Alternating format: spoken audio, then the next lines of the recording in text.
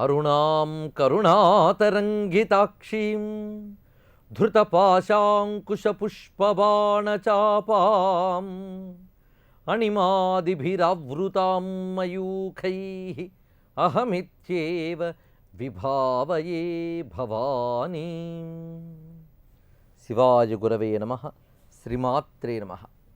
దేవేసి దండనీతిస్థ దహరాకాశరూపిణి. దేవేశీ నామానికి అర్థం దేవతలందరికీ ఈశ్వరురాలు, దేవదేవి అనే జగదంబిక అని ఒక అర్థము. దేవేశి అంటే ఇంద్రియాలను శాసించే బుద్ధిశక్తులు దేవతలు, వారిని శాసించేటువంటి ఆత్మచైతన్యము ముఖ్య ప్రాణశక్తి స్వరూపము. అదే అమ్మవారు దేవేశీ నామంతో చెప్పబడుతున్నదని. అటు తర్వాతి నామం దండనీతి స్థ. స్థ అంటే ఉండునది అనర్థం. దండనీతి స్థ అంటే దండనీతి యందు ఉండునది అని. ఈ జగత్తును శాసించేటువంటి ఒక నీతి ఉంది, ఆ నీతి పేరు దండనీతి అని. ఈ దండనీతి ఒక రాజ వ్యవస్థలో కూడా ఉంటుంది. ఏ వ్యవస్థలోనైనా దండనీతి అనేది ఉండాలి. చివరికి మామూలుగా కుటుంబ వ్యవస్థలో కూడా దండనీతి ఉంటుంది. ఒక పని నిర్వహించేటప్పుడు దండనీతి అనేది చాలా అవసరం అన్నమాట.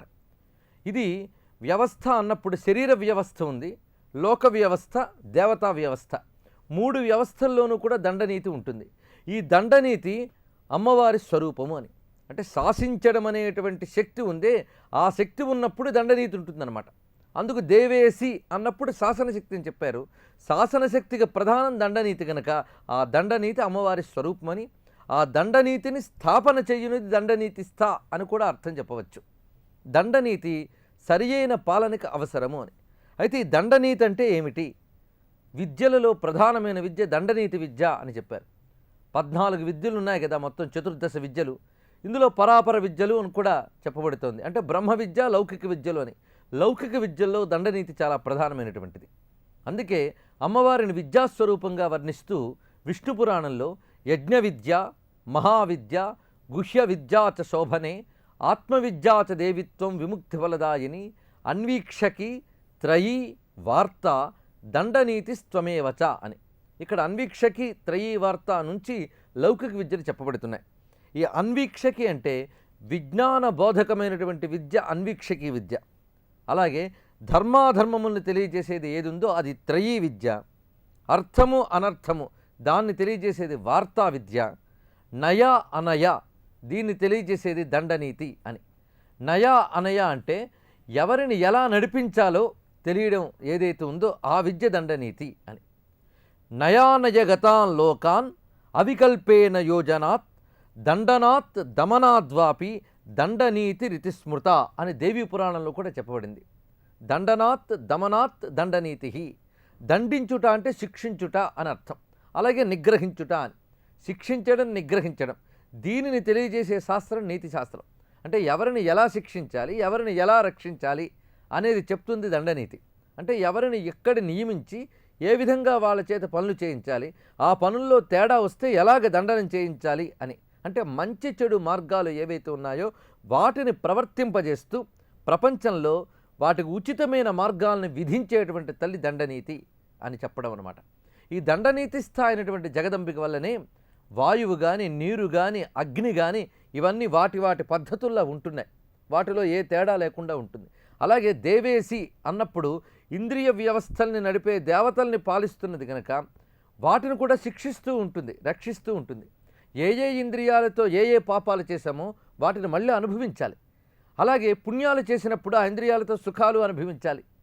కనుక ఇంద్రియముల ద్వారా సుఖదుఖాలు అనుభవించేటట్లుగా దండనీతిని అమలుపరుస్తున్నది కూడా అమ్మవారే. మన హృదయంలో ఉండి ఈ పనంతా చేస్తూ ఉంటుంది. అందువల్లనే వేదం కూడా అమ్మవారి యొక్క శాసనశక్తిని కీర్తన చేసి భీషాస్మాద్వాతప్పవతే భీషోదేతి సూర్య భీషాస్మాదగ్నిశ్చేంద్రశ్చ మృత్యుర్ధావతి పంచమః అని మంత్రం ద్వారా చెప్పారు. భీషాస్మాద్వాతప్పవతే అమ్మవారి యొక్క భయం వల్ల, అంటే అమ్మవారి యొక్క శాసన భయం వల్ల వాయువు మొదలైనవన్నీ ప్రవర్తిస్తున్నాయని. ఈ విధంగా సామధాన భేద దండాది ఉపాయముల ద్వారాను సర్వవిద్యాస్వరూపిణి అమ్మ నీతి శాస్త్రం ఏర్పరిచి నీతి శాస్త్రం ద్వారా జగత్తుని పాలన చేస్తున్నది కనుక దండనీతి శాస్త్రం కూడా అమ్మవారి స్వరూపంగా ఇందులో చెప్పారు. అటు తర్వాత దహరాకాశ రూపిణి అని. దేవేసి దండనీతిస్థ దహరాకాశ రూపిణి. దహరాకాశ స్వరూపము కలది అని అర్థం. ఆకాశమే అమ్మవారి యొక్క స్వరూపం. అయితే ఏ ఆకాశం? దహరాకాశం అని చెప్పారు ఇక్కడ. దహరము, దహరము అంటే హృదయము అని అర్థం, గుహ అన్నమాట. ఆ హృదయంలో ఉండేటువంటి ఆకాశం ఏదైతే ఉందో ఆ ఆకాశమే అమ్మవారి యొక్క స్వరూపము అని చెప్పారు. బయట ఒక ఆకాశం ఉంది, లోపల ఒక ఆకాశం ఉంది. బయట ఉన్నటువంటి ఆకాశం బహిరాకాశం, హృదయంలో ఉండే ఆకాశం దహరాకాశం అన్నమాట. అంటే అంతరాకాశం అని చెప్పవచ్చు. దీనినే చిదాకాశం అని కూడా అంటారు. అదే ఇంకొక శబ్దంలో చెప్తే చిత్ అంబరం, చిదంబరం అని. చిదంబర స్వరూపమే అమ్మవారు అని. అంబరము అంటే వ్యాపించే లక్షణం కలది అని అర్థం, వ్యాపించుట అని. చిదంబరం అంటే జ్ఞానరూపిణి అయి వ్యాపించే స్వరూపము అని. హృదయంలో పూర్తిగా నిండిపోయి ఉంటుంది ఒక ఆకాశం, అంటే అక్కడున్న స్పేస్ అన్నమాట. అదంతా అక్కడ ఉండేటువంటి ఆ స్పేస్ అంతా అమ్మవారి యొక్క స్వరూపము అని అర్థం అన్నమాట. అంటే ఒక జ్యోతి వెలిగిస్తే ఆ జ్యోతి నుండి వచ్చిన వెలుగు అంతా వ్యాపించి ఉంటుంది. ఎలాగో పరంజ్యోతి అయిన అమ్మవారు ఆ వెలుగు రూపంతో హృదయం నిండా నిండిపోయి ఉంటారు. ఆ వెలుగే చిత్, ఆ చిత్తే అంబరము, అది చిదంబరము అని చెప్పడం. ఇది ఎక్కడుంది? దహరం అంటే రహస్యంగా ఉంది, హృదయంలో ఉంది. హృదయం రహస్య స్థానం, శరీరం అప్రకటిత స్థానం అన్నమాట. శరీరం ప్రకటిత స్థానం, హృదయం రహస్య స్థానం. రహస్యానికి గుహ అని దహరం అని అంటారు. కనుక రహస్యం గనకే చిదంబరం రహస్యం అన్నారు. అదే చిదంబర రహస్యం అంటే మరేమో కాదు.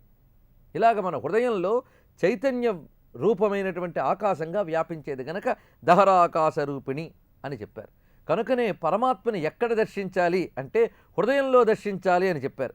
అథయ యయిదమస్మిన్ బ్రహ్మపురే దహరం పుండరీకం వేస్మ దహరోస్మిన్ అంతరాకాశస్తస్మిన్ యదంత తదన్వేష్టవ్యం అని. తదంతః తదన్వేష్టవ్యం అని. తదన్వేష్టవ్యం, అన్వేష్టవ్యం అంటే వెతకదగినది. ఎక్కడ వెతకాలి? హృదయంలో వెతకాలట. బయట వెతికితే దొరికేది కాదు అమ్మవారు, హృదయంలో వెతికితే దొరుకుతుంది. హృదయంలో వెతికి అమ్మవారిని మనం కనుగొంటే అప్పుడు బయట కూడా అమ్మవారు ఉందని విషయం తెలుస్తుంది. అంతేగాని బయట ప్రపంచమంతా వెతికి భగవంతుడు దొరకలేదంటే కనబడ్డు. హృదయంలో వెతికి పట్టుకోవాలట. అందుకే తదంతస్తదన్వేష్టవ్యం అని చెప్తోంది ఉపనిషత్తు. అంతః హృదయంలో ఉన్నటువంటి ఆ దహరాకాశమే అమ్మవారి స్వరూపం, అక్కడ వెతకాలి అని చెప్పారు. ఇక్కడ మనం గమనించినప్పుడు సమస్త భూతములకు ఆది ఆకాశభూతం. ఈ ఆకాశభూతానికి మూలం పరమాత్మ. కనుకనే ఖం బ్రహ్మ అని వేదం చెప్పింది. ఖం బ్రహ్మ అంటే ఆకాశమే బ్రహ్మము అని. ఆకాశమే బ్రహ్మం అంటే బ్రహ్మము యొక్క ప్రథమ వ్యక్తీకరణ ఆకాశము అని చెప్పబడుతుందన్నమాట. ఆకాశ స్థితికి వెళ్ళినవాడు బ్రహ్మమని అందుకుంటాడు. అందుకే చిదంబరానికి వెళ్ళిన వాడికి శివుడు కనబడతాడు. అక్కడికి వెళితే శివజ్యోతి సాక్షాత్కరిస్తుంది. ఎందుకంటే ఆ చిదంబరం ఆ శివుని యొక్క వ్యాపక శరీరం, ఆకాశము పరమేశ్వరుని యొక్క వ్యాపక శరీరం. అలాగే దహరాకాశము పరమాత్మ యొక్క వ్యాపకము అని. మన హృదయంలో వ్యాపించిన దహరాకాశమే అమ్మ యొక్క వ్యాపక శరీరము అని. అందుకే దహరాకాశ రూపిణి అని చెప్పడం అన్నమాట. అది కేవలం శూన్యం అంటే ఖాళీ అని అర్థం కాదు, వ్యాపించినది అని. ఎలా వ్యాపించింది? చిత్ అని చెప్పారు. చైతన్యమే వ్యాపకత్వం అక్కడ. అలా చైతన్యముగా వ్యాపించినటువంటిది అని అర్థం అన్నమాట. అందుకే దహరాకాశ రూపిణి అంటే చిదాకాశ స్వరూపిణి అని అర్థం అన్నమాట. ఈ చిదాకాశము నుంచే సమస్తము ఆవిర్భవించాయి. ఈ చిదాకాశము నుంచే శరీర నిర్వహణ జరుగుతోంది. చిదాకాశ రూప చైతన్యమే శరీరాన్ని శాసిస్తున్నది అని గమనించాలి. అందుకే ఖం బ్రహ్మ అని ఉపనిషత్తు చెప్తే త్యాగరాజస్వామి ఆకాశ శరీరము బ్రహ్మమనే అని అన్నారు. ఆకాశ శరీరము బ్రహ్మమది అని. ఇక్కడ మరొక రహస్యం ఏమిటి అంటే దేవేసి దండనీతిస్తా దహరాకాశ రూపిణి అనే మాటలో చక్కటి ఒక క్రమం ఉంది. దేవేసి అంటే ఇంద్రియ శక్తుల్ని శాసించే బుద్ధిశక్తుల దేవతలని, ఆ దేవతలను శాసించడమే అమ్మవారు చేస్తున్నది. అందుకే దండనీతిస్తా అని. ఎక్కడుండి శాసిస్తోంది? దహరాకాశ రూపిణి, దహరాకాశంలో ఉండి ఆ పని చేస్తున్నది కనుక దేవేసి దండనీతిస్తా దహరాకాశ రూపిణి అనేటువంటి క్రమం ఉందే. క్రమంగా ఇంద్రియ శక్తుల నుంచి బుద్ధిశక్తుల్ని గ్రహించి, బుద్ధిశక్తుల నుంచి దానికి కూడా మూలమైనటువంటి హృదయంలోని అమ్మవారి యొక్క చైతన్య స్వరూపాన్ని దర్శించడం అనే క్రమం ఇందులో చూపిస్తున్నారు. దహరాకాశ రూపిణి అనేటువంటి నామంలో ఇక్కడ ఈ చిదాకాశము, చిదంబరము, దహరాకాశము ఇటువంటి మాటలన్నీ కూడా ఉపనిషత్ ప్రతిపాద్యములైనవి. కనుకనే పుండరీకం వేష్మ అని కూడా మాట ఉంది. పుండరీకం వేష్మ అంటే పద్మమే నివాసముగా కలదని. ఏమిటా పద్మం? హృత్పుండరీకం అని చెప్పారు. అందుకే హృత్పుండరీకాంతర సన్నివిష్టం స్వతేజసా వ్యాప్త నభోవకాశం అతీంద్రియం సూక్ష్మమనంతమాద్యం ఝాయేత్ పరానందమయం మహేశం అన్నారు. హృత్పుండరీకాంతర సన్నివిష్టం, హృదయ పుండరీకంలో వ్యాపించి ఉన్నటువంటి ఆ పరమాత్మ తేజాన్ని ధ్యానిస్తున్నాను అని ఉపనిషత్తులు అలా ధ్యానించే పరమాత్మని. అందుకే చిదంబరానికి పుండరీకపురము అని కూడా పేరు. అంటే హృదయమే చిదంబరము అని, దీన్ని దర్శించడమే అక్కడ ఉన్నటువంటి రహస్య విషయము అని. ఈ విధంగా దహరాకాశ రూపిణి అనే నామం చెప్తున్నది. మరొక విషయం ఏంటంటే ఘటాకాశము, పటాకాశము అని కొన్ని ఆకాశములు మనకు తర్కశాస్త్రంలోనూ వేదాంత శాస్త్రంలోనూ ప్రస్తావించబడతాయి. ఘటాకాశము అంటే ఒక ఖాళీ కుండలో ఆకాశం ఉంటుంది, అంటే దానిలో ఒక స్పేస్ ఉంటుందన్నమాట. అయితే ఆ స్పేస్ ఎలా ఉంటుంది? కుండ ఏ పరిమాణంలో ఉందో ఆ పరిమాణంలోనే ఆకాశం ఉంటుంది. అయితే ఆకాశము కుండలా ఉంది అని చెప్పలేం కదా. కుండలో ఇమిడినప్పుడు కుండ వలే కనబడుతుంది, కుండ అంతా ఆకాశమైనప్పుడు కుండాకారంలో ఉన్నదన్నమాట. నిజానికి ఆకాశానికి ఆకారం లేదు. అదేవిధంగా హృదయాకాశం అంటే హృదయం ఏ పరిమాణంలో ఉందో ఆ పరిమాణంలో వ్యాపించింది, కానీ అది మాత్రమే ఆ ఆకాశం యొక్క స్వరూపం కాదు, అది అనంత విస్తృతి కలిగినదే. కానీ హృదయంలోకి వచ్చినప్పుడు హృదయ పరిమితిలో ఉన్నట్లుగా హృదయాకారంలో కనబడుతుంది. కనుక దహరాకాశ రూపిణి. ఈ దహరాకాశం గురించి చెప్పడానికే ఘటాకాశం, పటాకాశం మొదలైనటువంటి తార్కిక వైదాంతిక శబ్దాలని ప్రయోగించారు శాస్త్రవేత్తలు. ఇలాగ దహరాకాశ రూపిణి అయినటువంటి అమ్మవారిని మనం దర్శనం చేయాలని. ఆ విద్యే దహరాకాశ విద్యే శ్రీ విద్య. మాటి మాటికి కూడా ఇక్కడ దహరాకాశమని, అలాగే గుహజన్మ భూహు అని, ఆత్మవిద్య, మహావిద్య అని ఈ మాటలన్నీ ప్రస్తావించడం ఏంటంటే అంతర్ముఖులై ఆ లోపల దాగినటువంటి పరమాత్మ చైతన్యాన్ని గమనించాలని, అదే శ్రీ విద్య యొక్క పరమార్థమని చెప్పడం. అందుకే దహరాకాశ రూపిణి చెప్పిన వెంటనే శ్రీ విద్య పూజా విధానానికి సంబంధించిన నామం వెంటనే చూపిస్తున్నారు. అదేమిటంటే ప్రతిపన్ముక్షరాకాంత తిథిమండల పూజిత అనేటువంటి నామం. ఇది ఒకే నామం, రెండుగా విడదీయరాది. ఇది ప్రతిపన్ముక్షరాకాంత తిథిమండల పూజిత, అంతేగాని ప్రతిపన్ముక్షరాకాంత తిథిమండల పూజిత అని అనరాదు. అమ్మవారి పూజా విధానంలో ప్రధానంగా 16 కళల్ని ఆరాధన చేస్తారు. ఈ 16 కళలు చంద్రకళలను అనుసరించి దర్శించడం ఉంది. అంటే అమ్మవారే చంద్రకళ అని, అందుకే చంద్రకళగా అమ్మవారిని దర్శించడమే శాస్త్రం చెప్తోంది. చంద్రాం హిరణ్మయీం అనడంలోని, చంద్రాం చంద్ర సహోదరీం నామంలోని అమ్మవారిని చంద్రమండల స్వరూపంగా భావించడం ఉంది. అంటే ప్రసన్నత, ఆహ్లాదము, అమృతము ఇది పరబ్రహ్మ యొక్క స్వరూపం. ఆ ఆనంద జ్ఞాన అనుభవాన్ని ఇచ్చేటువంటి బ్రహ్మానంద స్థితిని చంద్రమండలంతో పోల్చారు. ఈ చంద్రమండలమే సహస్రార కమలంలో ఉంటుందని, ఈ చంద్రమండలమే అమ్మవారి యొక్క శరీరమని, అందుకే చంద్రమండల వాసిని అనడం కానీ శ్రీచక్రం మొత్తంగా చంద్రమండలంగా భావించడం ఉంది. ఆ చంద్రమండలం ఏదైతే ఉందో ఆ చంద్రమండలంలో మొత్తం 16 కళలు ఉంటాయి. చంద్రుల్లోని 16 కళలు చెప్పబడ్డాయి. అలాగే ఈ చంద్రమండలంలోని 16 కళలు ఉన్నాయి. ఇది బ్రహ్మానంద చంద్రమండలం అన్నమాట. ఈ 16 కళలు అంటే నిజానికి పాడ్యము నుంచి పూర్ణిమ అంటే 15 కళలు చెప్పాలి. ఈ 15 కళలు వ్యక్త కళలు, 16వది అవ్యక్త కళ. ఆ 16 నుంచి 15 ఆవిర్భవించాయి. ఆ 16వ దానితో కలిపితే పూర్ణమవుతోందన్నమాట. అంటే మూల కళ 16వది. ఇలాంటి షోడశ కళా పరిపూర్ణురాలైన అమ్మని 16 తిథుల్లో పూజించడం ఈ నామంలో చెప్తున్నారు. దహరాకాశ రూపిణి ప్రతిపన్ముక్షరాకాంత తిథిమండల పూజిత. దహరాకాశ స్వరూపిణి అమ్మవారిని అక్కడ మనం దర్శనం చేస్తే ఆకాశము అంటే శూన్యము అనే అర్థము కాక కాశము అంటే వెలుగు అని అర్థం. అందుకే వికాసము, ప్రకాశము అనే శబ్దాలు కూడా వెలుగుని తెలియజేస్తాయి. అలాగే ఆకాశము అది అంటే కాశము అంటే వెలుగుని అర్థం చెప్పుకుంటే, ఆకాశం అంటే ఆసమంతాత్ కాశం ఆకాశం అని అర్థం. ఆ అంటే పరిపూర్ణము అని అర్థం అన్నమాట. ఆకాశము అంటే అంతటా వెలుగుతో కూడినది అని అర్థం. దహరాకాశ రూపిణి అంటే హృదయమందు చైతన్య రూపమైన ప్రభ కలిగిన రూపము కలది అని అర్థం అన్నమాట. కనుక ఆకాశం అంటే పూర్ణకాంతి అని అర్థం. పూర్ణకాంతి స్వరూపిణి ఆకాశ రూపిణి అని అర్థం.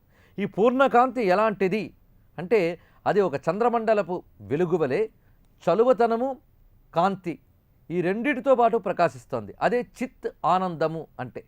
చిత్ అనేటువంటిది జ్ఞాన విషయం, ఆనందం అనేది అనుభవ విషయం. ఈ జ్ఞానానందములే చిదానందములు అని చెప్పబడ్డాం. ఈ చిదానందమే చంద్రమండలంగా చెప్పబడుతున్నటువంటి అమ్మవారి యొక్క స్వరూపం. ఈ చంద్రమండలంలో ఉన్న కళలు ఏవైతే ఉన్నాయో వాటిని ఇక్కడ ప్రస్తావిస్తున్నారు. చూసారా ఒక వాక్యానికి ఒక వాక్యానికి ఉన్న సంబంధం.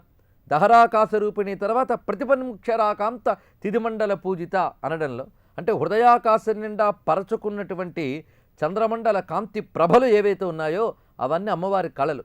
అందుకు వెంటనే దహరాకాశ రూపిణి నామం తర్వాత ప్రతిపన్ముక్షరాకాంత తిథిమండల పూజిత అని చెప్పారు. ప్రతిపత్ నుంచి రాక అంటే పూర్ణిమ, పూర్ణిమ వరకు అంటే ప్రతిపత్ అంటే పాడ్యమి, పాడ్యమి నుంచి పూర్ణిమ వరకు తిథిమండలములు ఏవైతే ఉన్నాయో ఆ తిథిమండలముల ద్వారా పూజింపబడేది లేదా ఆ తిథి మండలమునందు, మండలం అంటే సమూహం, ఆ తిథుల యందు పూజింపబడేది అని ఒకటి. తిథి దేవతలను కొందరు ఉన్నారు, వారిని తిథినిత్యా దేవతలు అంటారు. ఈ తిథులలో ఏ దేవతలు ఉన్నారో ఆ దేవతల మండలము చేత పూజింపబడేది అని కూడా అర్థం. ఈ విధంగా మొత్తం 15 తిథులు ఇక్కడ చెప్పబడుతున్నాయి.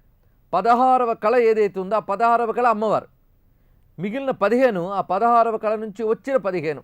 ఈ 15 అమ్మవారి నుంచి వచ్చి అమ్మవారినే ఆశ్రయించుకుని ఉన్నాయి. ఆ ఆశ్రయించుకుని ఉండడమే పూజ చేయడము అంటే అర్థం.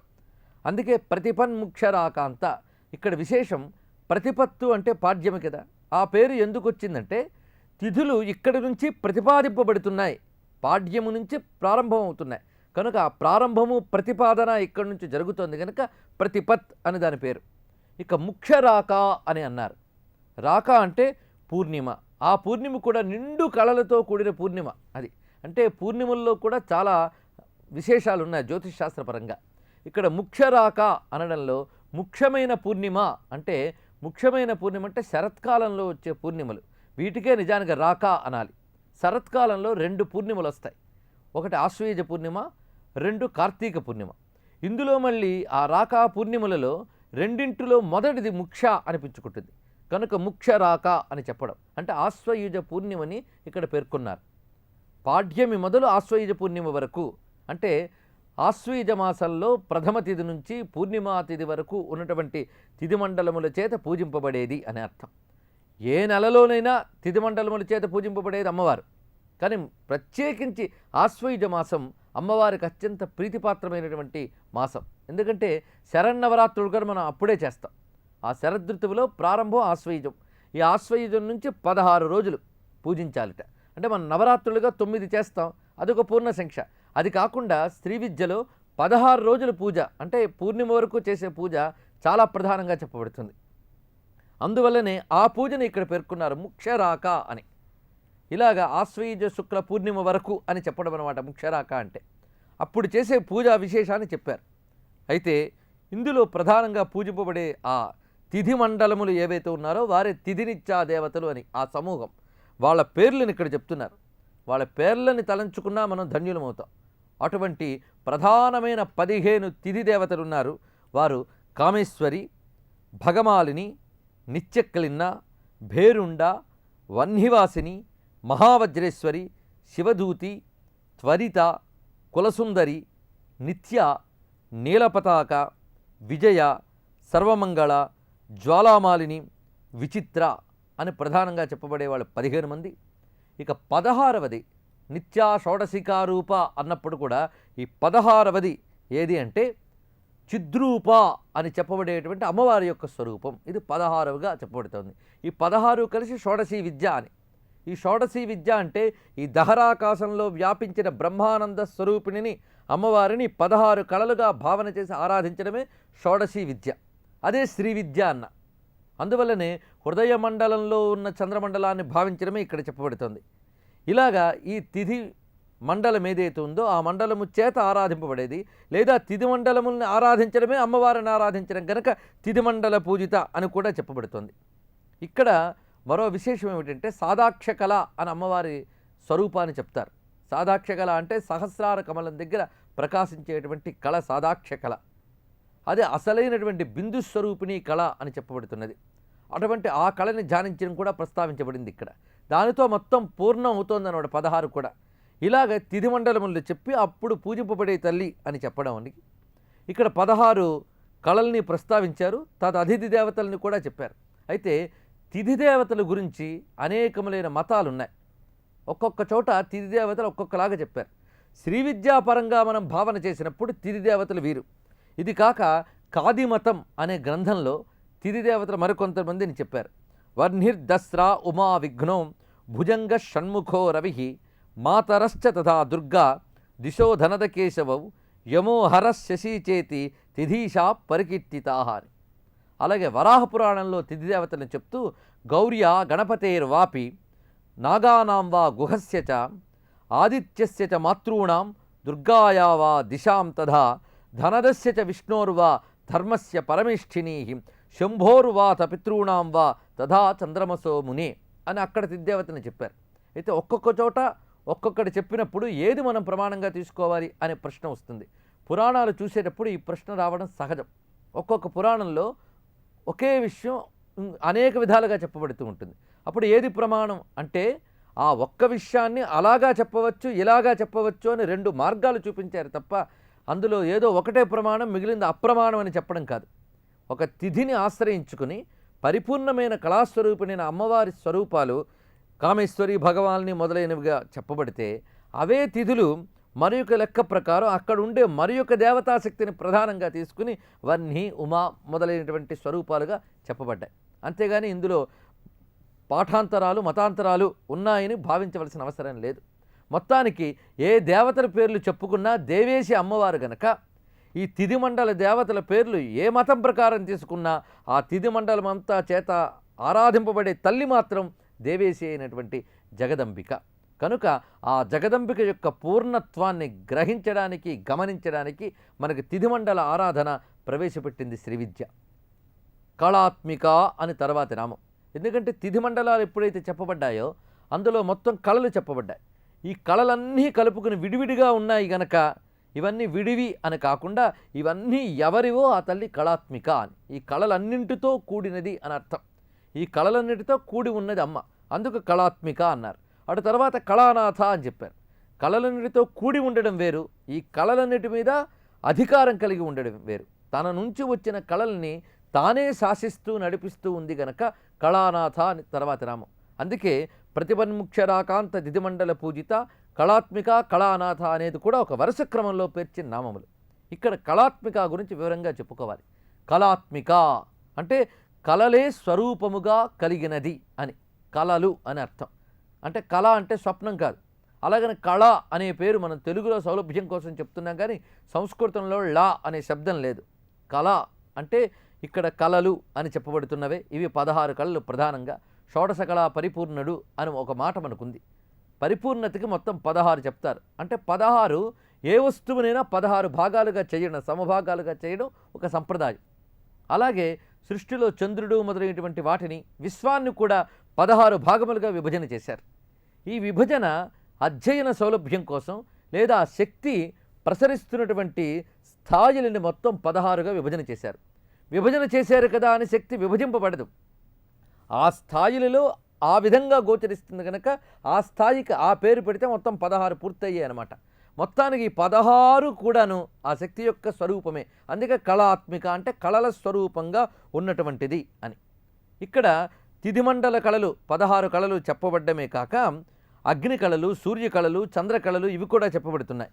ఇందులో మాతృకా కళలు అవి మొత్తం 50గా చెప్పబడ్డాయి. మాతృకా కళలు అంటే అక్షర కళలు, అకారం నుంచి హకారం వరకు చెప్పబడ్డ అక్షర కళలు మొత్తం 50 కూడా మాతృకా కళలు అని చెప్పబడుతున్నాయి. ఆ కళలు కూడా అమ్మవారి స్వరూపమే కనుక కళాత్మిక అంటే మాతృకా కళా స్వరూపిణి అని చెప్పడం. అలాగే చంద్రకళలు, అగ్ని కళలు, సూర్య కళలు అని చెప్పబడుతున్నాయి.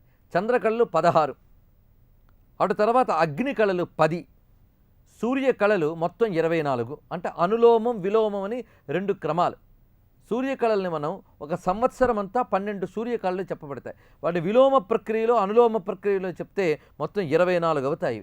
ఇవి సూర్యకళలు అని. అలాగే షోడశ కళం పురుషం వేత్త అని ఉపనిషత్తు చెప్తుంది. 16 కళలున్న పరమపురుషుని గ్రహించు అని. ఈ కళాత్మిక అంటే ఆ పరమపురుష స్వరూపిణి అని అర్థం అన్నమాట, విరాట్ స్వరూపిణి అని. ఈ 16 కళలు విశ్వంలో వ్యాపించి ఉన్నాయి. అవి అంతరిక్షము, భూమి, అలాగే దివి, జలము ఇత్యాది స్థాయిల్లో పంచభూతాల్లో వ్యాపించి ఉన్నాయి. ఇవి కూడా మొత్తం 16గా చెప్పబడుతూ ఉంటాయి. అలాగా షోడశకళం పురుషం వేత్త అంటే పరమపురుషుని కళలని. అలాగే హృదయంలో ఉన్నటువంటి జీవుడు ఎవడైతే ఉన్నాడో జీవ చైతన్యం, ఆ జీవ చైతన్యానికి కూడా 16 కళలు ఉన్నాయట. ఈ 16 కళలు ఎలా ఉంటాయంటే 4 అవస్థల్లో ఒక్కొక్క దాంట్లో 4 చొప్పున 4 అవస్థల్లో 16 కళలు చెప్పబడుతుంటాయి. అవి జాగ్రత్త అవస్థ, స్వప్నావస్థ, సుషుప్తి అవస్థ, తురీయావస్థ అని జీవుడికి 4 అవస్థలు ఉంటాయి. ఒక్కొక్క అవస్థలో 4 కళలు ఉన్నాయి. అంటే ఉదాహరణకి జాగ్రత్త అవస్థ అంటే మెలకువలో ఉన్నప్పుడు జీవుడు 4 కళలతో ఉంటాడు. ఆ కళలు ఉత్పత్తి, జాగ్రత్త, బోధ, మనోవ్యాపారం. ఈ 4 జాగ్రత్త అవస్థా కళలు. ఇవి మనం ఇక టెర్మినాలజీ అంటే ఉపనిషత్తుల్లో తర్కశాస్త్రంలో చెప్పబడ్డ పదజాలం వాడేం గనక ఇదేదో మనకు తెలియని అతీతమైన విషయం అనుకోవద్దు. మన నిత్య జీవితంలో అనుభవంలో ఉన్న విషయాలు.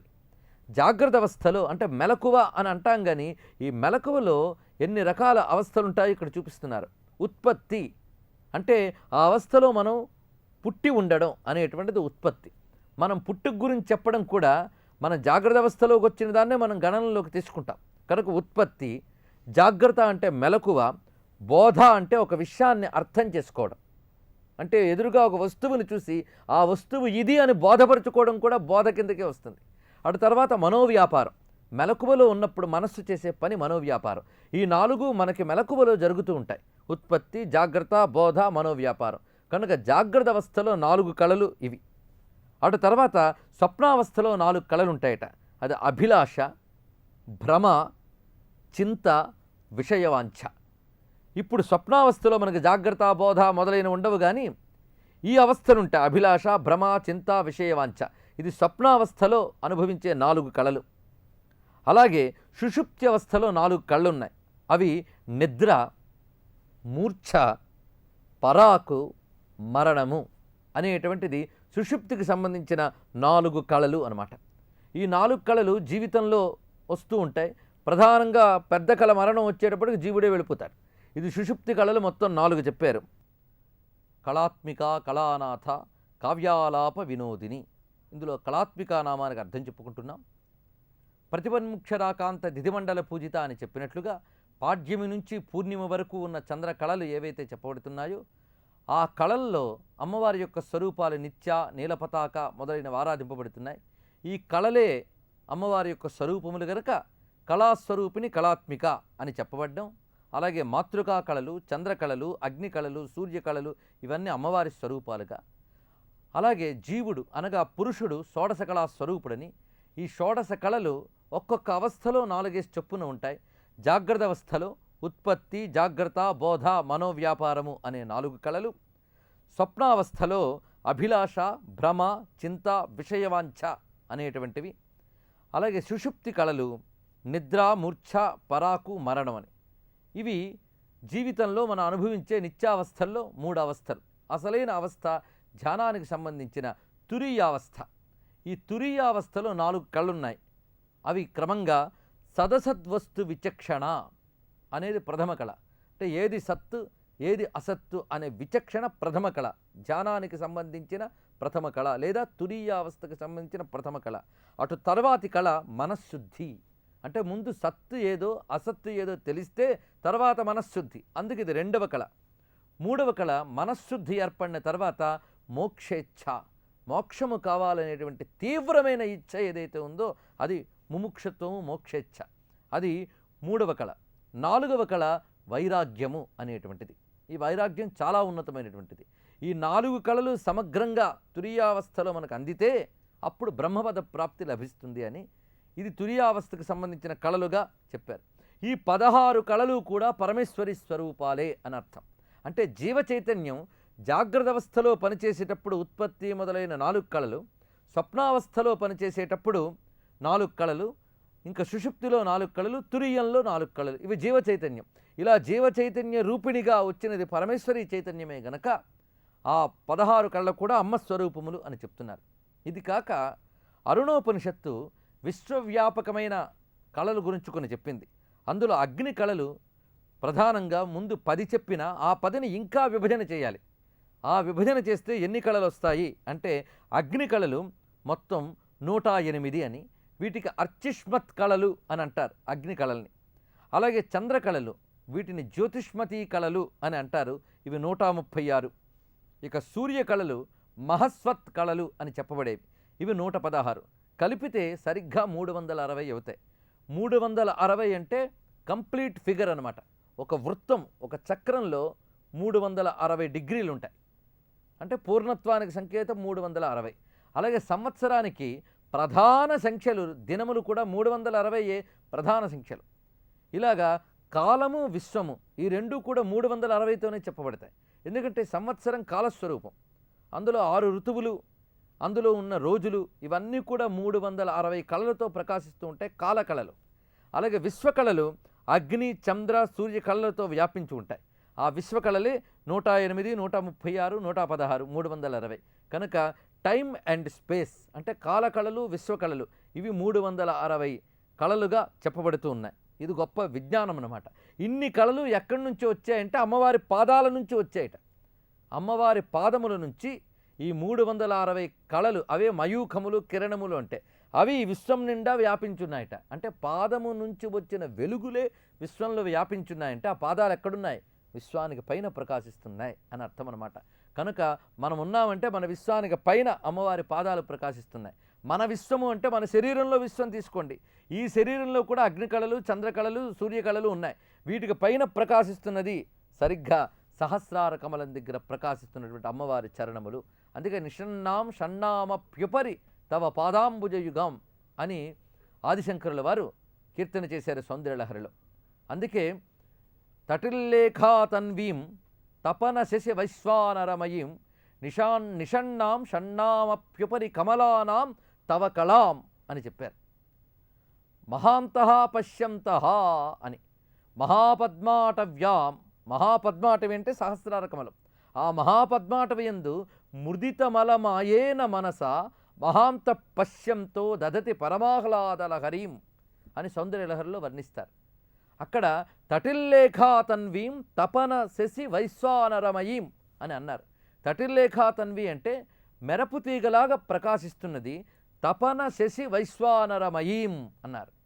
తపన శశి వైశ్వానర అంటే సూర్య చంద్ర అగ్నిమయమై ప్రకాశిస్తున్న అమ్మ తేజస్సు, అదే కళాత్మిక. సూర్య చంద్ర అగ్నిమయం అంటే సూర్యకళలతో, అగ్నికళలతో, చంద్రకళలతో ప్రకాశిస్తూ వాటికి మూలంగా ఉన్నది కనుక అది కళాత్మిక. ఈ కళాత్మికని ఎక్కడ చూడాలి అంటే నిషన్నాం షణ్ణామప్యుపరి కమలానాం తవ కళాం అన్నారు. తవ కళాం, అమ్మ నీ కళని అక్కడ దర్శించాలి. ఎక్కడ? షణ్ణామప్యుపరి 6 కమలములకు పైన ప్రకాశిస్తున్నటువంటి నీ కళని ఎవరు చూస్తున్నారో అదే సాదాఖ్య కళ అని అంటే. ఆ సాదాఖ్య కళ బైందవ కళ, బిందువునందు ప్రకాశించే అమ్మవారి పూర్ణ కళ, మూల కళ. అది ఎవరైతే చూస్తున్నారో వారు మహాపద్మాటవ్యాం ముదిత మలమాయేన మనసా అని అన్నారు. మహాపద్మాటవి అంటే సహస్రారం, మహాపద్మాటవి. ఆ సహస్రారమునందు ఆ కళను దర్శిస్తారట. ఎలాంటి మనస్సుతో అంటే ముదితమలమాయేన మనసా, మాయ ఏమాత్రము లేకుండా ఉన్నటువంటి నిర్మలమైన చిత్తంతో ఉన్నవారు మాత్రమే దర్శిస్తారట. అటువంటి వారే 6 చక్రాన్ని అధిగమించి దర్శిస్తున్నారు. వారినే మహాత్ములు అంటారు. మహాంతః పశ్యంతో దధతి పరమాహ్లాదలహరీం. అక్కడికి వెళ్ళిన వారు పరమమైన ఆనందలహరిని దర్శిస్తున్నారమ్మా అన్నారు. ఆ ఆనంద లహరే కళాత్మిక అయినటువంటి జగదంబిక. ఆమె కళలే అంతా వ్యాపించి ఉన్నాయి కనుక ఇన్ని కళలకి మూలమైన ప్రధాన స్వరూపమే కళాత్మిక అని చెప్పబడుతున్నది. ఆ కళాత్మికే చతుషష్ఠి విద్యా కళలు, చతుషష్ఠి వృత్తి కళలు ఇన్నిటిగా వ్యాపించి ఉంది. ఇక మంత్రశాస్త్రంలో కొన్ని కళలు చెప్పబడ్డాయి. మంత్రశాస్త్రంలో కళలు అంటే వీటిని కళాన్యాసములు అని కూడా చెప్తారు.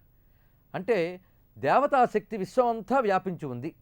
ఆ దేవతాశక్తిని మనం గ్రహించాలి, అది విశేషం. నది ప్రవహిస్తూ ఉంది, బాగా ప్రవహిస్తుంది, కానీ మనం కొండ తీసుకెళ్ళి గ్రహిస్తేనే మన దాహం తీరుతుంది. అలాగే విశ్వమంతా వ్యాపించిన దేవతా కళని మన శరీరంలో వ్యష్టిగా ఉన్నటువంటి చైతన్యంతో అనుసంధానం చేయాలి. అందుకు మనకు మంత్రము, తంత్రము, జపము ఇత్యాది సాధనలు ఉన్నాయి. అలాగే విశ్వవ్యాపకమైన అమ్మవారి చైతన్యాన్ని గ్రహించడానికి మంత్రం ఉన్నది. ఈ మంత్రంలో బీజాక్షరములు ఉంటాయి. అలాగే బీజము, శక్తి, కీలకము అని ప్రధానంగా మంత్రంలో ఉంటాయి. వీటి ద్వారా మంత్రం ఆకర్షింపబడుతుంది దేవతాశక్తి చేత. ఇలాగా దేవతాశక్తిని ఆకర్షించే బీజము, శక్తి, కీలకము వీటిని కళలు అంటారు. కనుక కళాత్మిక అంటే మంత్రస్వరూపిణి అయిన జగదంబిక బీజరూపంగా, కీలక రూపంగా, శక్తి రూపంగా మంత్రంలో ఉంటుంది కనుక కళాత్మిక అని చెప్పబడుతున్నది. ఇన్ని విధములుగా కళాత్మిక నామానికి అర్థం ఉంది. మొత్తానికి ఇన్ని కళలు అయినప్పుడు ఈ కళల్ని శాసించే తల్లి గనక కళానాథ అని చెప్పబడుతున్నది అమ్మ. కళానాథ అనేది చాలా విశిష్టమైనటువంటి నామం. కళలన్నీ చెప్తున్నప్పుడు ఈ కళలన్నింటి యందు వ్యాపించి శాసించే తల్లి కళానాథ అని. నిజానికి కళాత్మిక అనడంలోనే కళానాథ నామానికి కూడా అర్థం చెప్పుకోవడం జరిగింది. అయినప్పటికీ కళలు కళని శాసించేది అని గ్రహించాలి. ఎందుకంటే కళలు విశ్వంలో కాలంలో వ్యాపించి ఉన్నాయి. కానీ ఈ విశ్వము కాలము కూడా నశించిపోతాయి ఎప్పటికో అప్పుడు. కానీ ఈ కళలన్నీ నశించిపోయినా కళాత్మిక మాత్రం నశించదు. ఇక్కడ గ్రహించవలసిన విషయం అది. ఒక విద్యుత్ శక్తి ఒక తీగలో ప్రసరిస్తున్నప్పుడు స్విచ్ ఆఫ్ చేసిస్తే ఆ విద్యుత్ శక్తి తీగలో ప్రసరించదు కానీ నశించదు. అదేవిధంగా విశ్వం నశించిన విశ్వాన్ని నడిపించేటువంటి చైతన్యం మాత్రం నశించదు. కనుక నశించకుండా ఇది మిగులుతుంది. విశ్వము కాలము మాత్రం ఆ తల్లి గర్భంలోకి వెళ్ళిపోతాయి. కనుకనే కళాత్మిక కళానాథ అంటే విశ్వవ్యాపకంగా ఉన్నప్పుడు అమ్మవారి స్వరూపం చెప్పడం కళాత్మిక, విశ్వానికి అతీతురాలై ఉంది అని చెప్పడం కళానాథ. అది విశేషం అన్నమాట. కనుకనే ఒకే అర్థం వచ్చేటట్టు రెండు నామాలు చెప్పరు.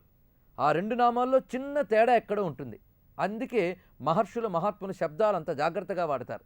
వసిన్యాది వాగ్దేవతలు కూడా కళానాథ అనడంలో అంత విశేషం ఉంది. మరొక విశేషం కళానాథ అంటే చంద్రమండలం అని అర్థం. ఎందుకంటే చంద్రమండలం కళానాథుడు, కళలన్నిటికీ నాథుడు చంద్రుడు. అంటే 16 కళలు ఆయనవే గనక ఆయన్ని కళానాథుడు అన్నారు. ఇక్కడ మనం చంద్రమండలం అంటే ఏంటో ముందే చెప్పుకున్నాం. బ్రహ్మానంద మండలమే చంద్రమండలమని, అదే అమ్మవారి యొక్క స్వరూపమని. ఆ చంద్రమండల స్వరూపిణి గనక కళానాథ అని చెప్పబడుతున్నది. కనుక చంద్రమండల స్వరూపిణి అమ్మవారు అని దర్శించడానికే మనకి ఈ ప్రతిపన్ముక్షరాకాంత దిదిమండల పూజలు వచ్చాయి. ఈ 16 రోజుల పూజల ద్వారా మనం ఆ కళానాథని భావన చేయాలి. అంటే బయట కనబడే చంద్రమండలం ద్వారా లోపలి చంద్రమండలాన్ని భావన చేయాలి. కానీ బయట కనబడే ఈ చంద్రమండలమే అమ్మవారి రూపం కాదు. దీని ద్వారా అది గుర్తు రావాలి. అది విశేషం అన్నమాట. అందుకే పూర్ణిమ నాడు ప్రధానంగా అమ్మవారిని ఆరాధించడం ముఖ్యంగా చెప్పారు. ఎందుకంటే పూర్ణిమకు పూర్ణం అవుతుంది కదా, కనీసం పూర్ణిమ నాడైనా అమ్మవారిని ఆరాధించడం. ఇలా 16 కళలు అక్కడ ప్రస్తావించబడతాయి. అయితే పూర్ణిమ తర్వాత మళ్ళీ పాడ్యం వచ్చి అమావాస్య వరకు వస్తాయి. అప్పుడు కూడా మళ్ళీ కళలే చెప్పబడ్డాయి. అప్పుడు ఏమిటంటే తిరిగి వెళుతూ ఉంటాయి వెనక్కి ఒక్కొక్కటి. అంటే చతుర్దశి త్రయోదశి ఈ కళలన్నీ, శుక్లపక్షంలో వచ్చే కళలన్నీ తిరిగి వెనక్కి వెళుతూ ఉంటాయి పూర్ణిమ తర్వాత అమావాస్య వరకు. ఇలాగ నెలంతా కూడా అమ్మవారి కళలే ఉంటాయి. అది విశేషం. కనుక కళానాథ అంటే సర్వశక్తి నిధి, సర్వకళల నిధి అని చెప్పడం అన్నమాట. ఈ విధంగా చంద్రమండల స్వరూపిణి జగదంబిక అని. ఎప్పుడైతే కళ చంద్రమండలం అని చెప్పబడుతుందో రసత్వం చెప్పబడుతుంది.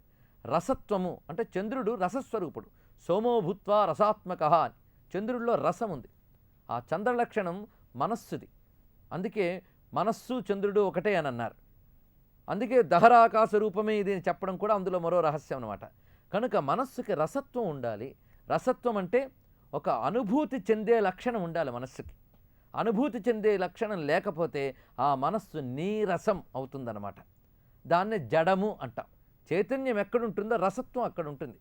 కనుక మనస్సుకి రసత్వం ఉండాలి, అనుభూతి ఉండాలి. అయితే నా మనస్సు చాలా అనుభూతి చెందుతుందండి కనుక నాది రసవంతమండి అంటే దేనికి అనుభూతి చెందుతోంది అని ప్రశ్న. ఒక ఉదాత్తమైన భావనలో అనుభూతి పొందినప్పుడే అది రసం అనిపించుకుంటుంది. అంతేగాని లౌకికంగా దొరికే మామూలు విషయాల వైపు అనుభూతి చెందితే అది రసం కాదు. ఇంద్రియములతో అనుభవించే ప్రపంచం ద్వారా ఆనందించడం ఉందే అది రసస్థితి అని చెప్పలేం. ఇంద్రియాల అవసరం లేకుండా మనస్సు అనుభూతి చెందగలిగితే అది రసం.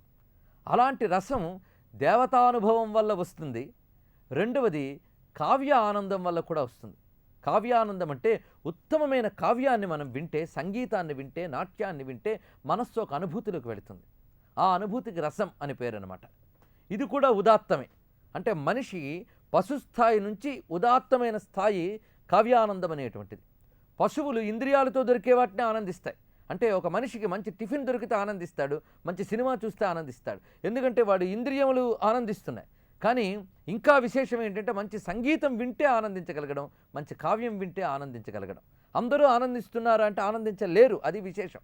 ఒక త్యాగరాజ కీర్తనని చక్కటి గాత్రం నుంచి వింటే విన్నవాళ్ళల్లో ఇద్దరు అబ్బా బోర్ అంటాడు ఒకడు, ఇంకోడు దానిలో లీనమై కళ్ళు మూసుకుని తన్మయుడైపోతాడు. ఒకే సంగీతం ఇద్దరూ వింటున్నారు, కానీ ఇద్దరు ఆనందాన్ని ఎందుకు చెప్పట్లేదు? అదే ఇంద్రియముల ద్వారా అనుభవించేటట్టయితే ఇద్దరు ఒక్కలాగే చెప్తారు. కానీ ఇక్కడ చెవి అనే ఇంద్రియం లోపలికి పంపించే సాధన అయింది, కానీ అనుభవిస్తున్నది మాత్రం మనస్సు. అంటే ఎదిగిన మనస్సు మాత్రమే సంగీతము, సాహిత్యము మొదలైన కళల్ని ఆనందించగలదు. ఇంకా ఎదిగితే పరమాత్మను అందుకుంటుంది, అది వేరే విశేషం. కనుక కావ్యానికి, సంగీతానికి ఆనందించడానికి కూడా మంచి సంస్కారములు ఉండాలి. మంచి సంస్కారం ఉన్న మనస్సు మాత్రమే ఒక కావ్యంలో ఉన్న ఆనందాన్ని పొందగలుగుతుంది. అలాంటి సంస్కారం అమ్మవారి అనుగ్రహం ఉన్నవారికే వస్తుంది. అలాంటి వాళ్ళు ఒక రామాయణ కావ్యం విన్నా, ఒక భారత కావ్యం విన్నా పులకించిపోతారు. ఎందుకంటే అమ్మవారు వారి హృదయంలో ఉండాలి, ఉంటేనే అలా ఆనందించగలరు. కొందరికి ఎన్ని కావ్యాలు వినిపించినా వాళ్ళు బండరాయి వలె ఉంటారు, కానీ స్పందించరు. స్పందించాలంటే రసత్వం ఉండాలి. ఆ రసము అమ్మవారి యొక్క స్వరూపం. అందుకే అమ్మవారు కావ్యాలాప వినోదిని అని తర్వాతి నామం. కావ్యాలాపములనే వినోదముగా కలిగినటువంటి తల్లి అని. వినోదము అంటే ఒక ఆనంద రూపమైన కాలక్షేపాన్ని మనం వినోదము అని చెప్తాం. అమ్మవారికి వినోదాలు ఉన్నాయి. వినోదం అంటే ఎంటర్టైన్మెంట్ అనమాట. ఇప్పుడు మన జీవితం అంతా పాపం ఎంటర్టైన్మెంట్ కోసమే తాపత్రయపడుతూ ఉంటుంది. రెండే మిగిలే మనకిప్పుడు, ఎర్నింగ్ అండ్ ఎంటర్టైన్మెంట్. సంపాదించడం, వినోదించడం, అంతేగాని జ్ఞానపరమైన ఆలోచనలు ఏవి లేకుండానే వెళుతున్నాం. అయితే వినోదం ఎలా ఉండాలి అంటే కావ్యాలాప వినోదం ఉండాలి. అది అమ్మవారు మనకు చెప్తున్నారు. ఎందుకంటే ఆ తల్లికి ఎప్పుడు కూడా ఇష్టమైన వినోదం ఏమిటంటే కావ్యాలాపములే వినోదముగా కలిగినటువంటిది అని. ఈ మాట నిజానికి ఏదో స్తోత్రం చేసి వెళ్ళిపోవడం కాకుండా భావించితే చాలా విషయాలు ఇందులో ఉన్నాయి. కావ్యాలాప వినోదిని అనే మాటలో కావ్యాలాపములు అంటే ఒక ఉత్తమమైన కావ్యాన్ని పఠించడం, ఆస్వాదించడం, ఇవన్నీ కావ్యాలాపములు చెప్తాయి. వాటినే వినోదంగా కలిగి ఉండాలట. కొందరికి పాపం కావ్యం అన్నా కవిత్వం అన్నా తలనొప్పి వస్తుంది.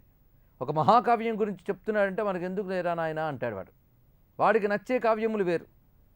అందువల్ల కావ్యము, కళ ఇవన్నీ ఇక్కడ కావ్య శబ్దం ద్వారా చెప్పబడుతున్నాయి. సంగీతం కానీ, నాట్యం కానీ ఇవన్నీ కూడాను చక్కని కళలు.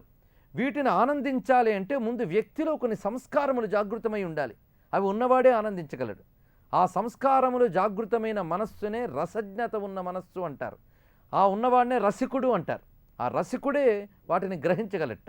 రసికుడు కానివాడికి కవిత్వం చెప్తే పాపం తలనొప్పి వస్తుంది గనక రసికుని కాడివాడి వద్ద కవిత్వం చెప్పడం పెద్ద దౌర్భాగ్యం. అది ఆ కవికి పూర్వజన్మలో దురదృష్టం ఉంటేనే అరసికుడైన శ్రోత దొరుకుతట. అందుకే కాళిదాసు పాపం వాపోతూ అంటారు, అరసికేషు కవిత్వ నివేదనం శిరసి మాలిక మాలిక మాలిక అని. స్వామి, నాకు నువ్వు ఎంత దరిద్రం ఇచ్చినా భరిస్తాను, కానీ రసజ్ఞత లేని వాళ్ళ దగ్గర కవిత్వం చెప్పే దౌర్భాగ్యం మాత్రం నా నుదుట రాయకు రాయకు రాయకు అని ప్రార్థించుకున్నాడు ఆయన. ఇప్పుడు ఒక చక్కటి సంగీతం సాగుతోందనుకోండి, ఇద్దరు శ్రోతలు వెళ్ళి వింటున్నారు.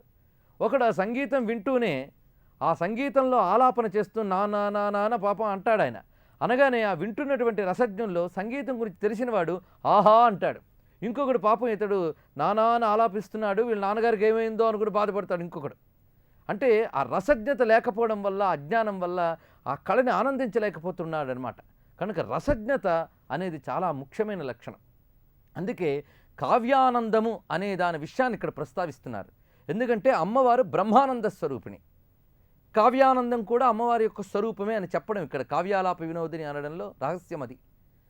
కావ్యానందం గురించి శాస్త్రం చాలా చర్చ చేసింది, అలంకార శాస్త్రం. కావ్యానందము బ్రహ్మానంద సబ్రహ్మచారి అని అన్నారు. బ్రహ్మానంద సబ్రహ్మచారి అంటే బ్రహ్మానందముతో సరిసమానమైనది అన్నారు. కానీ బ్రహ్మానందమే కావ్యానందం కాదు, బ్రహ్మానందముతో సరిసమానమైనది అన్నారు. కనుక కావ్యానందాన్ని పొందగలిగే హృదయం కానీ ఉంటే వాడికి క్రమంగా బ్రహ్మానందం కూడా అర్థమయ్యే అవకాశం ఉంది.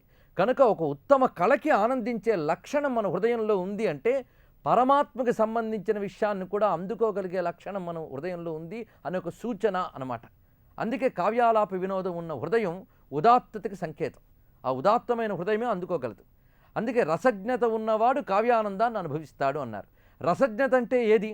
సుష్ఠు రసజ్ఞత అంటారు విశ్వనాథ సత్యనారాయణ గారు. సుష్ఠు రసజ్ఞతట.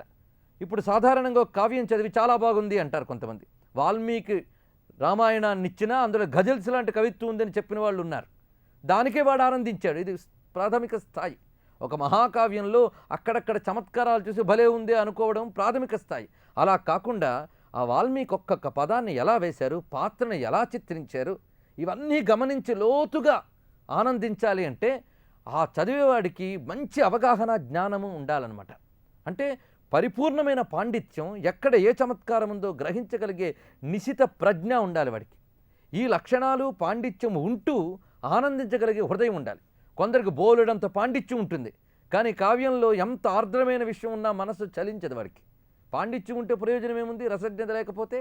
కనుక రసజ్ఞత పాండిత్యము రెండూ కలిసి ఉండడమే సుష్ఠు రసజ్ఞత అంటే అర్థం.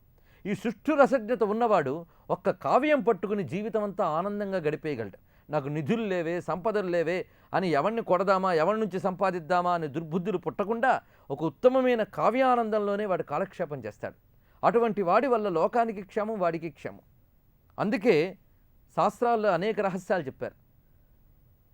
కావ్యశాస్త్ర వినోదేన కాలోగచ్చతి ధీమతాం వ్యసనేన చ మూర్ఖాణం నిద్రయా కలహేనవా అన్నారు. బుద్ధిమంతుల కాలం ఎలా గడుస్తుంది అంటే కావ్యశాస్త్ర వినోదములతో కాలం గడుస్తుందిట. అంటే కావ్యము శాస్త్రము వాటి గురించి చర్చించుకోవడం, అవి చదువుకోవడం, అలా గడుస్తుంది బుద్ధిమంతుల కాలం. మూర్ఖుల కాలం ఎలా గడుస్తుంది అంటే వ్యసనేన చ మూర్ఖాణం నిద్రయా కలహేనవ. వ్యసనములు, నిద్ర, కలహం వీటితోనే సాగిపోతుంది మూర్ఖుల కాలం. పాపం వాడికి నిజంగా కావ్యం గురించి చెప్తే నిద్ర వచ్చేస్తుంది వాడికి. ఎందుకంటే వాడి మనస్సు అక్కడ స్పందించదనమాట. అందుకు నిద్రపోవడమే కోరుకుంటాడు వాడు. అది మూర్ఖుల లక్షణం అని చెప్పారు. అందుకే శాస్త్రంలో, వేదంలో మరొక చోట చెప్తాడు, కావ్యాలాపాంశ్చ వర్జయేత్ అని చెప్పాడు. చూసారా, కావ్యాలాపమును వదిలిపెట్టు అన్నారు. కావ్యాలు అవి పట్టుకోకనైనా చెడిపోతావు అని చెప్పారు. ఇప్పుడేమో కావ్యాలాపము వినోదిని అమ్మవారి గురించి చెప్తూ కావ్యాలాప వినోదం గొప్పదని చెప్తూ కావ్యాలాపం వదిలేయాలని వేదం చెప్పింది. ఇదేం విశేషం? అందుకే మల్లినాథ సోమసూర్య అనే పండితుడు కాళిదాస కావ్యాలకు వ్యాఖ్యానం రాస్తూ ఈ మాట చెప్తాడు. కావ్యాలాపాంశ వర్జయేత్ అని వేదం చెప్పింది. మరి అటువంటప్పుడు కావ్యాలు ఎందుకు చదవాలి అంటే సతు అసత్కావ్య విషయాంశ్చ అని అన్నారు. అది అసత్కావ్య విషయములో వేదం చెప్పినది అని చెప్పారు. అంటే లౌకికములైనటువంటి కావ్యములు ఏవైతే ఉన్నాయో వాటిని విసర్జించు అని చెప్పింది. అంటే పారమార్థికమైన ధార్మికమైనటువంటి ఉదాత్తత ఎక్కడుందో ఆ కావ్యాన్ని ఆనందించాలి. నేను చాలా కావ్యాలను ఆనందిస్తుంటానండి అని చెప్పి ఒక వారపత్రికలో ఉన్న కథ చదివి నేను రసజ్ఞుణ్ణి అని చెప్తే వాడు రసజ్ఞుడు కాడు. కావ్యం అంటే ఏమిటి అంటే ఉదాత్తమైన భావన ఉండాలి, ధీరోదాత్తులైన నాయకులు ఉండాలి, అలాగే ఉన్నతమైన ధార్మిక ప్రయోజనం కావ్యానికి ఉండాలి. అందుకే విశ్వశ్రేయ కావ్యం అన్నారు. అలాంటి ఒక ధార్మిక ప్రయోజనం, తాత్విక చింతన ఇవన్నీ ఉన్నటువంటిది ఉత్తమమైన కావ్యం. అలాంటి ఉత్తమమైన కావ్యాన్ని ఆనందించేవాడు. అంతేగాని ఒక సినిమా పాటలో సాహిత్యానికి చప్పట్లు కొట్టి నేను కావ్యాలాప వినోదం పొందుతున్నాను అంటే సరిపోదు. అందుకే అసత్కావ్య వినోదము ఉత్తమ వినోదం కింద కాదు అని చెప్పారు. ఉదాత్తమైన కావ్యం ఉండాలి. ఫలానా కథలో నాయకుడు ఎటువంటి వాడు అంటే 4 మార్లు జైలుకెళ్ళొచ్చి ముఠాన్ని నడుపుతున్నటువంటి గొప్ప రౌడీ గారండి, ఆయన నాయకుడు గారండి అంటే ఆ పుస్తకం చదివిన వాడు ఎటువంటి వాడు అవుతాడు? కనుక నాయకుడు ఎలా ఉండాలంటే ధీరోదాత్తుడై ఉండాలి. ఒక రామచంద్రమూర్తి, ఒక కృష్ణ పరమాత్మ, ఒక నలచక్రవర్తి, ఒక భరతుడు, ఒక దుష్యంతుడు, ఇలాంటి ఉత్తములైన ధీరోదాత్తుల నాయకులు కూడా సీత, దమయంతి మొదలైనటువంటి ఉత్తమ నాయకులై ఒక ఆదర్శప్రాయమైనటువంటి వారు వాళ్ళు. అంతేగాని ఏం చేస్తామండి, పరిస్థితుల ప్రాబల్యం వల్ల వాడు అలా పతనమైపోయాడు, అదే సినిమాలోనూ కావ్యంలోనూ చూపించారు అంటే పరిస్థితులు ఎలాగున్నప్పటికీ తన ధర్మం నుంచి తాను చెదరకుండా ఉండేవాడే ధీరుడు. అందుకే రామచంద్రమూర్తి కావ్యనాయకుడు. మహానుభావుడు అంటాడు, ఎన్ని మార్లయ్యా రామాయణాలు రాస్తారు, ఇప్పుడుకున్న రామాయణాలు చాలవా అంటే సంస్కృత కవి ఒకడు అంటాడు, సరే రామాయణం తప్ప ఇంకేదైనా రాస్తాను కానీ రాముడు లాంటి నాయకుడు ఎవరైనా ఉంటే చూపించండి, రాయడానికి సిద్ధమే అన్నాడు. అంటే రాముడు లాంటి నాయకుడు మళ్ళీ మళ్ళీ దొరకరు. ధీరోదాత్తులైన నాయకుల్ని వర్ణించినప్పుడే ఊహకి, భాషకి, ఉనికికి సార్థకత. అందుకే ఉత్తములైన కావ్యనాయకుల్ని, ఉత్తములైన లక్షణాలను, ఉత్తమమైన శబ్ద అర్థ అలంకారాలని ప్రయోగించి ఉదాత్తమైన భావనలో తాత్విక చింతనతో నడిపే కావ్యమే సత్కావ్యం. వాటిని వినోదించడమే కావ్యాలాప వినోదం అంటే. అది రావాలి. అది కాకుండా మామూలు కాలక్షేపాలు, వినోదాలు ఉన్నాయి, అవి పనికిరావు. కనుక ఏవయ్యా వినోదములు అంటే ఇవి వినోదములు అంతే గాని అశ్లీలములైన విషయములు వినోదముల కింద రావు. అందుకే ఆచార్యుడు కూడా గురువుకు ఉపదేశిస్తూ వేదవచనంతో అంటాడు, నా అశ్లీలం కీర్తయేత్ అని చెప్పాడు. అశ్లీలమును పొరపాటును కూడా ప్రస్తావనలోకి తేరాదు అన్నాడు. తెస్తే అది అల్ప వినోదములే మనిషిని పతనం చేస్తాయి. కనుక కళ అనేది మనిషిని ఉన్నతంగా తీసుకువెళ్ళాలంటే ఉదాత్తమైన విషయాలు ప్రస్తావించబడాలి. అందుకే భారతీయమైన కళలన్నీ ఉదాత్తతతో కూడి ఉంటాయి. ఇక్కడ సంగీతం పాడినా రామ కృష్ణ అని కీర్తన చేశారు. నాట్యం చేసినా ఒక కృష్ణ నృత్యమో శివ నృత్యమో నాట్యం చేయబడింది. ఇక కావ్యములు లెక్కలేదు. అటు సంస్కృత కవులు కానీ ఇటు తెలుగు కవులు కానీ ఒక నన్న ఎతిక్కన ఎర్రన భారత భాగవతాలని కీర్తన చేశారు శ్రీనాథాది మహాకవులు కూడా. ఎందువల్ల వాటన్నిటిలో కూడా దైవత్వం ఉంది, దివ్యత్వం ఉంది. ఆ దివ్యత్వ స్పృహ వల్ల ఒక్కొక్క కావ్యం అన్ని అలంకారాలతో కళలతో పరిపూర్ణమై మనల్ని తరింపజేస్తుంది. అందుకే భారతీయమైన వాంగ్మయంలో శృంగారాది రసాలు ఉన్నాయి, అన్ని రసాలు ఉన్నాయి, ఉంటూ దివ్యత్వం ఉంది. ఆ దివ్యత్వం వల్ల ఆ కళల్ని ఆశ్రయించిన వాడు పతనం కాడు. అది విశేషం అన్నమాట. అలా లేకపోతే పతనానికి తీసుకువెళ్ళిపోతుంది కావ్యం. కావ్యం కూడా పతనానికి తీసుకుపోతాయి. అందుకే కళారంగంలో పతనావస్థ కూడా ఉంటూ ఉంటుంది ఎక్కువగా. ఎందువల్ల? ఆ కళారంగంలో దివ్యత్వం లోపించడం వల్ల. కనుక దివ్యత్వంతో కూడిన కావ్యాలాపాన్ని వినోదం పొందడం ఏదైతే ఉందో అది ఉదాత్త సంస్కారం ఉన్న వాళ్ళకు ఉంటుంది. ఆ ఉదాత్తత అంతటికీ కూడా మూలం అమ్మవారు. మహోదాత్తురాలు, మహోన్నతురాలు జగదంబిక. అమ్మ మనస్సు రసమయం, అమ్మ చింతన రసమయం. అందువల్లనే ఉత్తమమైన కావ్యాన్ని ఆనందిస్తుందిట అమ్మవారు. అందుకే కవులు అమ్మవారిని వర్ణించి కావ్యాలు రచించారు. ఎందుకంటే వాటిని అమ్మవారు ఆనందించాలని. కనుక లోకం ఆనందిస్తుందా లేదా అనేది మనం ప్రశ్నించకూడదు. భగవంతుడు ఆనందిస్తాడు. ఎందుకంటే ఆయనకు చాలా ఇష్టం ఉత్తమమైన కళలంటే. అందుకే ఈ భారతదేశపు కవులందరూ కూడాను దేవతలకు అంకితం ఎందుకు చేశారంటే వాళ్ళు ఆనందిస్తారు ఉత్తమమైన కావ్యానికి అని. లోకం ఆనందించాలి అంటే పాపం ఈ లోకంలో అజ్ఞానులు ఉంటారు, జ్ఞానులు ఉంటారు. జ్ఞానికేమో అహంకారంతో అంగీకరించాడు, అజ్ఞానికి అజ్ఞానం చేత అంగీకరించాడు. ఇలాంటి లోకాన్ని ఏం మెప్పిస్తాం? అందువల్ల పరమేశ్వరుని మెప్పించడం చాలా మంచిది. ఎందుకంటే సామగాన లోలుడు ఆయన, దివ్య కావ్యగాన లోలుడు కూడా ఆయనే. అందుకే త్యాగరాజు మొదలైన వాళ్ళు సంగీతంతో సాహిత్యంతో భగవంతుడిని మెప్పించారు. సొగసుగా మృదంగ తాళము జతగూర్చి నిన్ను చొక్కజేయు ధీరుడెవ్వడో అన్నారు. ఉత్తమమైన సంగీతంతో నిన్ను ఆనందింపజేసేవాడు ఎంత గొప్పవాడయ్యా అని. అంటే భగవంతుడిని ఆనందింపజేయాలంటే కళలో దివ్యత్వం ఉండాలి, మనస్సులో నిజాయితీ ఉండాలి, పవిత్రత ఉండాలి. అటువంటి వాటితో రచించిన కావ్యం భగవంతుడినే మెప్పిస్తుంది. అందుకే మహాకవులు భగవంతునికి పరమేశ్వరునికి అంకితంగా రచించిన కావ్యములే ప్రసిద్ధి పొందాయి. అందుకే పరమేశ్వరుడు పరమేశ్వరి కావ్యాలాప వినోదులు. ఉత్తమమైన కావ్యాలాపంలో వినోదం పొంది ఉంటారట. ఇది ఎవరు ఆలపిస్తున్నారు అంటే వసిన్యాది వాగ్దేవతలు ఆలపిస్తున్నారు. అమ్మవారి కొలువులో మంచి కవి సమ్మేళనాలు జరుగుతుంటాయట. ఆ కచేరీలు, కవి సమ్మేళనాలు అన్నీ జరుగుతుంటాయి. ఇవన్నీ ఉదాత్తంగా ఉంటాయి. అందులో వసిన్యాది వాగ్దేవతలు ఇంత చక్కటి కవిత్వం చెప్తున్నారు.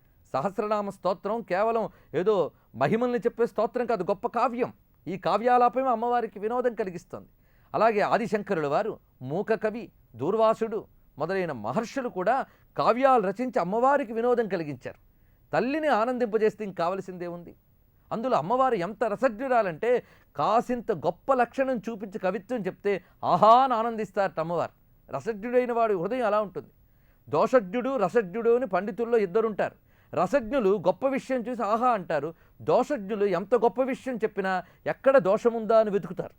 కానీ అమ్మవారు రసజ్ఞురాలు, దోషాన్ని తొలగించి రసాన్ని ఆనందించగలిగే గొప్ప రసజ్ఞురాలు. ఈ రసజ్ఞత సౌందర్యలహరిలో ఆదిశంకరుడు చాలా బాగా చెప్పారు. కవీనాం సందర్భస్తబక మకరం దైకర రసికాం కటాక్ష వ్యాక్షేప భ్రమర కలభౌ కర్ణయుగళం అముంచౌ తౌ దృష్టా తవ నవ రసాస్వాద తరళౌ అసూయా సంసర్గాదలిక నయనం కించిదరుణం అని అమ్మవారి యొక్క కావ్యాలాప వినోదిని నామానికి ఆయన ఇచ్చిన శ్లోకరూపం ఇది. ఎంత చక్కగా చెప్పారంటే అమ్మవారు కవులు చెప్తున్న కావ్యాలు వింటున్నట్ట. ఎవరయ్యా కవులు అంటే వసిన్యాది వాగ్దేవతల కవులు, బ్రహ్మాది దేవతల కవులు. బ్రహ్మాది దేవతలను కవులు అంటారు. అందుకే ఆది కవయః అని భాగవతం కూడా చెప్పింది. ఎవరయ్యా కవులు అంటే మొదటి నుంచి ఉన్న కవులు బ్రహ్మాది దేవతలు, ఇంద్రుడు, వీళ్ళందరూ కవులు. ఈ కవులు చెప్పేటటువంటి కావ్యముల్ని వింటూ ఆనందించే తల్లి కావ్యాలాప వినోదిని. ఆ జగదంబకు నమస్కారం. సర్వం శ్రీమాతృ చరణారవిందార్పణమస్తు.